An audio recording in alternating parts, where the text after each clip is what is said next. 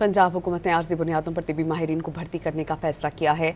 पंजाब लोकम hiring act 2025 को गुज़श्ता रोज़ Punjab assembly से मंजूर हुआ और इस बिल के तहत लोकम पॉलिसी कमेटी बनाई जाएगी जो सेहत के शोबे में अमले की कमी की निशानदही करेगी। इस बिल के मतन के मुताबिक कमेटी आर्जी भर्ती के टर्म ऑफ रेफरेंसेस भी तय करेगी। कमेटी भर्ती की मुद्दत, तनख्वाह और दीगर मुर्रात समेत भर्ती होने के मुआहदे को खारिज करने की शिक़ें तय करेगी। भर्ती से कबल कम अज़ कम 2 अखबारात में इश्तिहार लाजिम होगा।